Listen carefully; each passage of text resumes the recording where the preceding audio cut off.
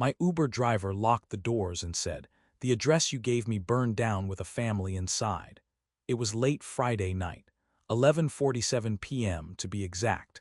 I was 23 years old and completely drained. I had just flown in from Phoenix. Everything I owned was crammed into 2 worn duffel bags and a new laptop backpack. I was starting a data analyst job Monday. This was my big break. I was heading to my new place, a supposed miracle rental I'd found online. It was 17-9 Willow Creek. The deal had been insane, a 6-month lease for $1,500 a month, cash only. No security deposit. I know that should have been the first red flag, but I was broke and desperate. The Uber driver's name was Silas Denton. He was quiet, mid-30s, wearing a dark blue shirt. We drove through the darkening suburbs of Houston. The neighborhoods got older, the streets emptier. Some streetlights were burned out. It felt like we were driving into the deep past. I was watching the GPS countdown. 5 minutes. 4 minutes, 3 minutes to 17-9 Willow Creek. Silas didn't say anything until we hit the 2-block mark. Then he slowed down, not just stopped at a light, but coasted to a halt in the middle of the street. He turned off the overhead light. He reached down and the doors locked with a muffled thunk. I frowned. "Hey, did we miss the turn?" Silas looked straight ahead, gripping the steering wheel. "The address you gave me," he said. His voice was completely flat. "The one you sent me to." I waited. My heart started tapping against my ribs. "It burned down with a family inside," he finally finished. 10 years ago. "The house doesn't exist." My entire body went cold. I laughed, a nervous, weak sound. "What? No, that can't be right. I just signed a lease." I wired the first month's payment to the property manager, James Brown. I pulled out my phone and tried to search the address. Nothing recent came up, just old real estate listings. Silas reached for his own phone. He pulled up an archived newspaper article from 2015. The headline was huge. "Fatal fire claims 4 lives. Holt family perishes at 17-9 Willow Creek." The address matched exactly, every digit. I stared at the image of the charred foundation. My mind was screaming. "You were never renting a house, Jasper," Silas said, calling me by my first name for the first time. "You were being lured to a kill site." My hands were shaking so badly I dropped my phone between the seats. "I have a lease agreement," I stammered. "I have pictures of the kitchen. They look totally normal." "Show me the listing again." I managed to pull up the saved photos. It showed a generic suburban house. Beige siding. Cheap IKEA furniture inside. Silas took my phone. He zoomed in on one of the pictures, the one showing the kitchen window. "Look at the reflection," he instructed. It was faint but visible. The reflection showed a different house across the street. It had a bright red front door. "Stock photos," Silas said, handing the phone back. "Different houses spliced together. See the mismatched wood flooring between the living room and the kitchen. Whoever made this wasn't careful." I felt sick. "I just sent $1,500 to a criminal." "Who are you?" I whispered. "And why are you driving an Uber?" Silas sighed. "My license is active. I run a private investigation firm now, but I used to be a detective for Houston PD Financial Crimes." He said that 3 months ago, a woman named Carmen Reyes hired him. She hired him to find her 24-year-old daughter, Rebecca, a nursing grad who had vanished after moving to a dirt-cheap rental she found online. "I traced that listing to a shell company," Silas said. "And after that I found 6 more disappearances. All recent college grads, good credit scores, cheap rentals that didn't exist. So you've been staking out these fake addresses." "I monitor listings that match the pattern," he confirmed. "When someone books a ride to one of these places, I intercept it through the Uber driver app. You're the first person I reached in time." I leaned against the headrest, trying to breathe. My life was supposed to be starting here. "In time for what?" I asked him. The words caught in my throat. Silas put the car in drive, but he didn't head for the empty lot. He looked in the rearview mirror, checking the road behind us. "Before they eliminate you," he said. "Before they make you disappear forever." Silas didn't take me to the police. He didn't take me to a hotel. He drove us to a rundown storage facility about 40 minutes away. It was called the Brookshire Mini Storage. We pulled into a large, windowless building and parked inside a loading bay. He led me to Unit 207. Inside, it looked like a Pi's headquarters from an old movie. There was a folding table, a laptop, and an entire wall covered in documents. photos connected by red string. It was horrifying. Silas pointed to the wall. There were 7 faces pinned up there, 7 missing people. He started naming them off: Devon Torres, Marlo Chen, Sutton Park, Dashiell Okonkwo, and of course Rebecca Reyes. Then he paused at one of the photos. It was a young woman, maybe a year or 2 older than me, with fierce eyes. "And one more," Silas said quietly. "Brianni Voss." I froze. My blood ran cold this time, for real. "Voss is my last name," I whispered. "Brianni was my cousin. She disappeared 14 months ago." I felt the room start to spin. The police had ruled her a runaway because she'd had credit card debt. Silas nodded, confirming my worst fears. "They target people with shared connections," he explained. "Family members, same universities, people starting fresh where a missing person report gets delayed. Brianni's high-value credit profile likely made you a prime target after she vanished." This wasn't just a scam. This was a family nightmare. I asked Silas how he was funding this. This was the work of the FBI, not one guy in a storage unit. He explained he wasn't doing it alone. "I'm fully funded by the Reyes and Voss Victim Coalition," he said. "Carmen Reyes, Brianni's parents. They're giving me the money and the files. They need answers." That's why he was so focused. This was personal for everyone involved. Silas walked me through the real crime. "This isn't credit card theft, Jasper. It's identity replacement. They weren't after my checking account. They were after my entire life. They lure you to a location," he continued, "force you to sign corporate documents in person. They need to harvest biometrics like fingerprints or facial scans." I looked confused. Why wouldn't they just forge it? Because banks verify high-value corporate accounts, the kind worth millions, with multi-factor authentication. They need you alive long enough to sign under duress and pass a live video check.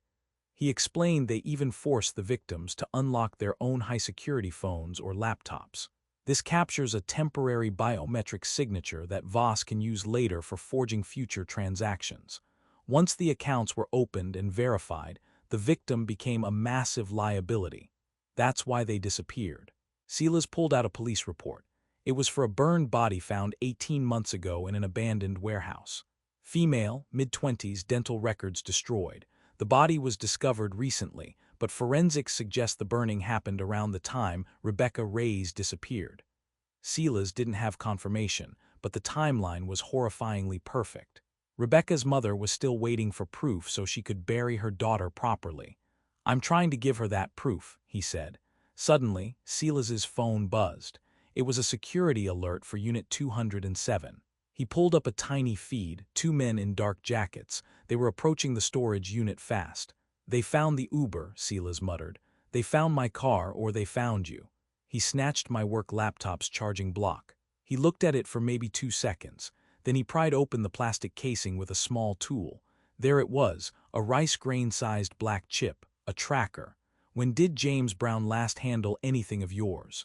"When I wired the deposit," I said, my voice barely working. He took my laptop block and said he needed to verify the serial number for inventory on the lease agreement. He had planted it right there. Silas pocketed the chip without destroying it. "We're leaving now. But we need them to follow us, just not catch us." We grabbed his laptop and my encrypted backup drive. We abandoned everything else. The duffel bags, my new backpack. As we peeled out of the loading bay in the silent car, a large, black Chevy Suburban with no plates roared into the parking lot behind us. The chase was vicious. We hit the interstate Eminis 45 South, weaving through Friday night traffic. The Suburban was right on our bumper. "They are the muscle," Silas grunted, fighting the wheel. "They're trying to cause a high-speed accident to eliminate us both."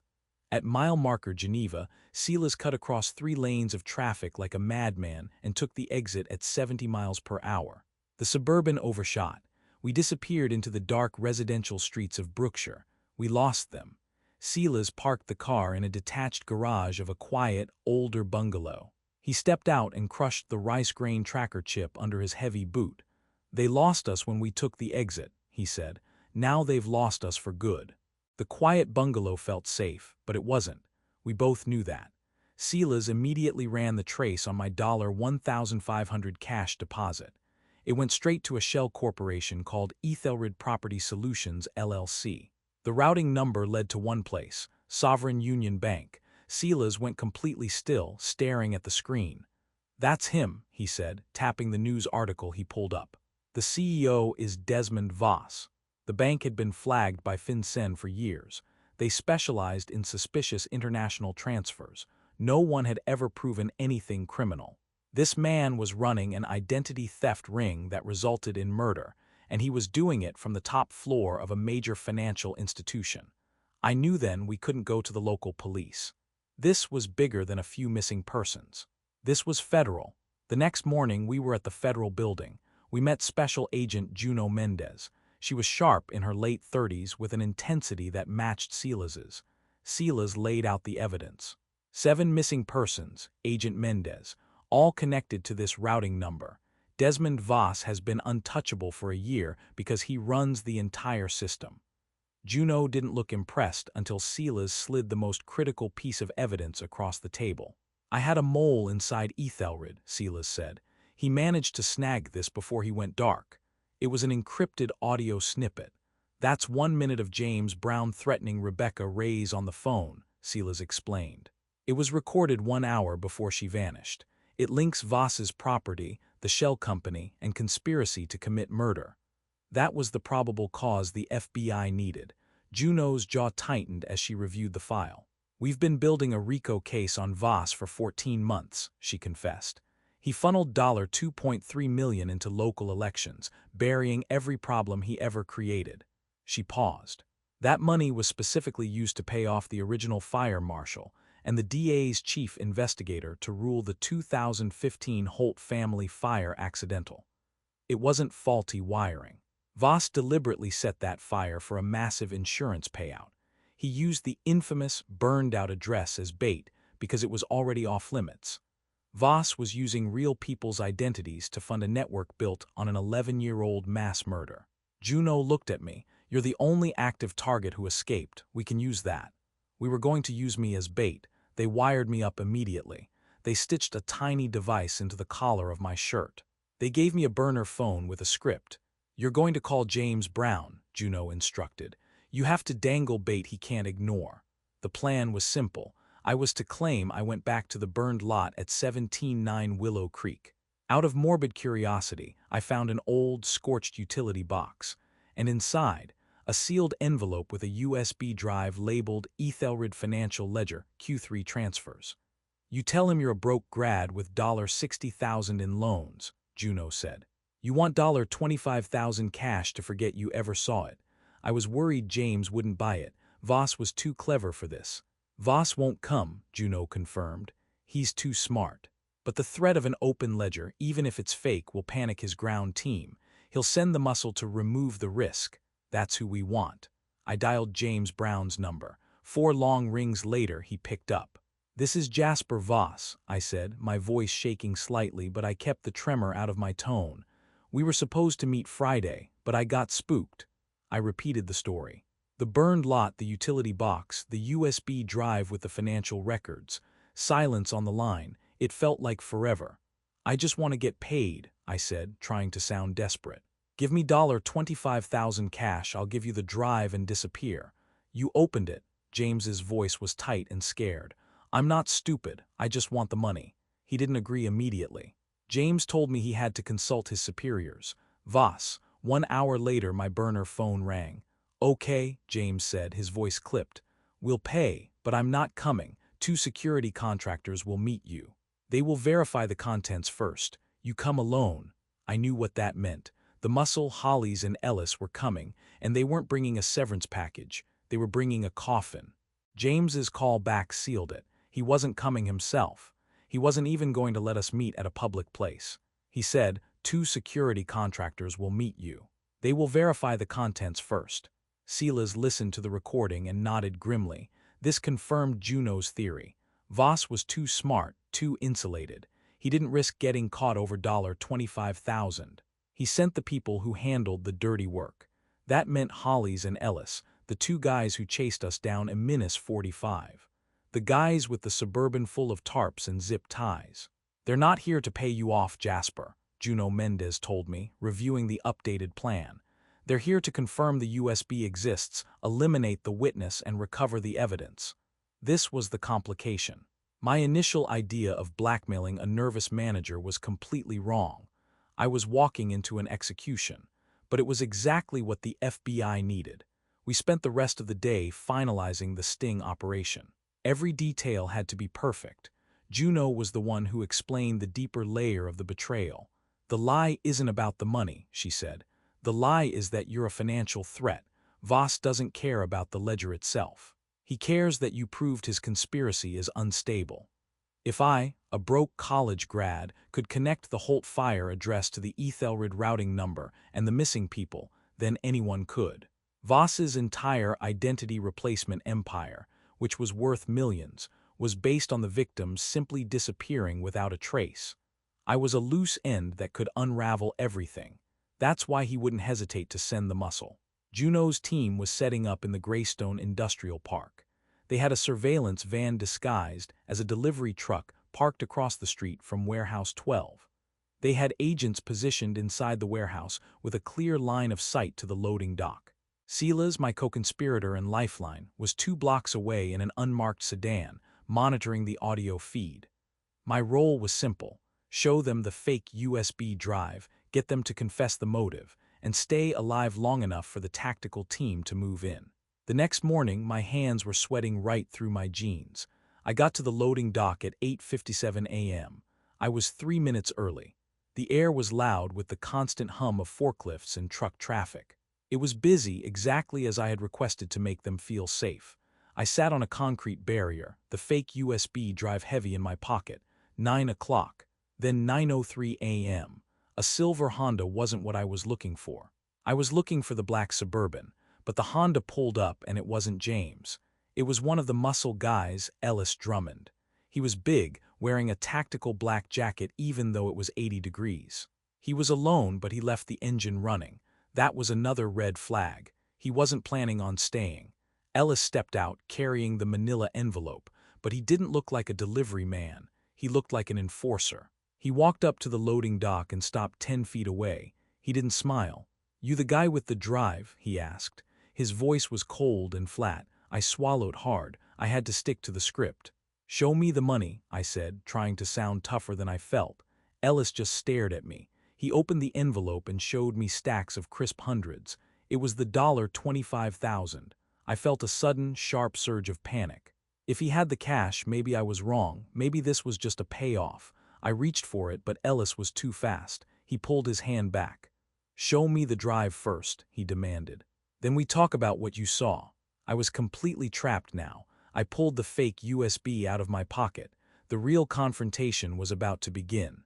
I pulled the fake USB drive out of my pocket. It felt like a ticking bomb. Ellis Drummond, the muscle, was right in front of me. He didn't blink.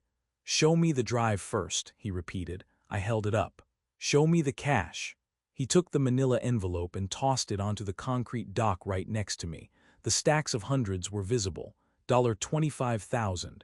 I reached for the cash, but Ellis didn't care about the money. He wasn't James. He grabbed my wrist in a vice grip. His face was inches from mine. "You think Voss sends us out for 25 grand?" he hissed. My heart was hammering against the wire stitched into my collar. This was the moment. The confession. "He sends us out to remove risk," Ellis snarled. "You shouldn't have gone back to Willow Creek. You should have just vanished like the others." I pulled against his grip. "I didn't tell anyone, I swear." Ellis didn't hear me. He was too focused on the elimination. He pulled a stun gun from his tactical jacket pocket. Not a knife, a stun gun. "We were going to make it look like a forklift accident," he confessed, cold and detached. "Messy but clean enough for the medical examiner, just like the last one." That was the motive. That was the mechanism of murder. It was all captured on the wire. Then the ground started shaking. The black Chevy Suburban with no plates suddenly screamed into the loading dock. Hollis Kane, the other enforcer, slammed on the brakes. They weren't waiting. They were moving in for the immediate snatch and grab. Ellis spun around, letting go of my wrist. At that exact second, I heard a voice amplified over a loudspeaker. "Federal agents, drop the weapons, get on the ground." It was Special Agent Juno Mendez. The sting was on. Ellis immediately bolted, trying to dive toward the Suburban. Hollis threw the gearshift into reverse, aiming to smash out of the loading dock. It was chaos. Juno's team flooded the area. Agents poured out of the delivery van and the warehouse doors. Spike strips, previously hidden by the FBI delivery van, instantly shredded the Suburban's tires. They went flat in seconds. Hollis jumped out of the car, pulling a sidearm. He got maybe 10 feet before two agents tackled him, twisting the gun from his hands and securing him with cuffs. Ellis, the guy who had just confessed to the murder plot, was tackled into a stack of empty pallets. He didn't even try to run. He just collapsed. I stood there, vibrating, watching the whole thing unfold around me. I was safe. Meanwhile, the main operation was happening simultaneously across the city. Juno was barking into her radio. "Go, go, go. We have the audio confirmation. Execute warrants now." Federal agents were hitting the corporate towers and the financial hubs. Desmond Voss, the CEO, was arrested in his luxury penthouse overlooking the city. He didn't resist. He was wearing a silk robe and drinking coffee, pretending he was above it all. They seized his servers, his financial records, and multiple passports under the stolen names of the missing victims. At the Greystone site, the evidence was piling up. Agents searched the Suburban. They found rolls of industrial-strength duct tape, heavy-duty zip ties, and a massive, bleach-stained tarp, everything needed for a clean body disposal. They even found the victim files James had put together, photos, credit reports, and forged signatures of the 7 missing people, including my cousin, Briani. The immediate crisis was over. The trap worked perfectly. The conspiracy was exposed, and I was alive. The immediate adrenaline rush of the arrest lasted maybe 48 hours. Then the real, painful work began. We had the culprits. We had the confessions on wire. But this wasn't a local robbery. This was the takedown of a massive criminal enterprise run by a bank CEO. It took 2 years for the case to move from arrest to sentencing. 2 long years of grand juries, motions, and evidence filing. The case was called United States versus Voss, et al. The FBI had amassed enough evidence to charge Desmond Voss with 19 counts. The big ones were RICO violations, racketeering influenced and corrupt organizations, wire fraud, money laundering, and most importantly, conspiracy to commit murder. The trial itself was huge. It lasted almost 3 months. I had to testify. I sat on the stand and told the jury everything: the fake apartment, the burned-down house, the tracker in my Charger, the terrifying conversation with Ellis Drummond on the loading dock. Carmen Reyes, Rebecca's mother, also testified. Her strength was incredible. The verdicts came in late on a Tuesday evening. Desmond Voss was convicted on all 19 counts. The jury also formally attributed the deaths of the Holt family in the 2015 fire to his insurance fraud scheme. The judge, a serious woman named Judge Henderson, didn't hold back. She sentenced Desmond Voss to life without parole in federal prison. He would never see the outside of a cell again. His reign of terror, built on murder and financial exploitation, was over. The accomplices got their sentences, too. James Brown, the recruiter who panicked and accidentally set the bait, had agreed to testify against Voss. He got the minimum possible for his role, 15 years in federal prison. The Muscle, Hollis Kane, and Ellis Drummond were convicted of kidnapping, attempted murder, and accessory to Rebecca Reyes's death. They both received 22 years. The verdict brought critical closure for the victims. Forensics officially confirmed that the burned body found 18 months ago was indeed Rebecca Reyes. Carmen Reyes finally had the proof she needed. After 2 years of limbo, she could finally bury her daughter properly. They also recovered the identity of the one unknown victim from Voss's seized servers. It was a former Voss employee who knew too much about the 2015 Holt fire insurance fraud. The trial didn't just put people in prison, it forced change. As a result of Voss's systematic exploitation of vulnerable people, the government ordered a major financial overhaul. The court ordered a huge restitution fund from Voss's seized assets. I received a settlement of $185,000. It was enough to pay off my student loans and replace every belonging I'd abandoned that night. It wasn't blood money, it was justice. This whole ordeal proved how easy it was for a powerful figure to hide murder behind financial jargon and shell companies. It exposed a massive vulnerability in the system. That's when the new organization was formed, the National Fraud Recovery Task Force. A dedicated FBI and Department of Justice unit focused solely on systemic identity theft tied to violent crime. Silas's work and my escape had literally changed the law. 4 years later, I was 27 years old. My life had completely reset. I now live in a quiet apartment in the Arts District. Apartment 3 billion. I still work with data, but now I do it for the government. I am a financial advocate for the National Fraud Recovery Task Force, the unit that was created directly because of the downfall of Desmond Voss. My job is to look for the patterns. I check the dark corners of the financial system for rental scams and shell companies that don't make sense. I look for the next Voss. I see Silas Denton once a month for coffee. He runs a successful private security consultancy now, specializing in corporate counterfraud. We don't talk much about that night, but we share a look every time the subject of cheap rent comes up. Special Agent Juno Mendez was promoted. She is now the Assistant Special Agent in charge. She's too busy to get coffee, but she sends me a text every time another one of Voss's accomplices gets transferred to a different facility. The trauma never completely goes away, but the fear eventually does. I don't check my wallet for rice grain trackers anymore. I don't jump at ride shares. I don't constantly look over my shoulder when I leave the office. Those things eventually faded, but the vigilance never will. That's a permanent change. I remember Rebecca. I remember my cousin Brianni Voss. And I remember the Holt family, the 4 innocent people who died just to get Voss an insurance payout years ago. Their deaths were the foundation of his entire criminal structure. I learned that evil doesn't announce itself with a warning shot or a threat in an alley. It offers you a deal. It offers you a discount. It offers you a way out of your financial problems. That's how it lures you in. Late last night, my work phone rang. It was a young woman in Seattle, a recent graduate. She found a rental listing online that was too good to be true. She said she just needed to know if it was safe. "Can you help me?" she asked. I opened my laptop, pulling up the public records database. "Tell me everything," I said. "That's why I answer the phone. That's why I do this job." I fight back not just for justice, but for the next Jasper Voss who might not be lucky enough to get a warning from his Uber driver.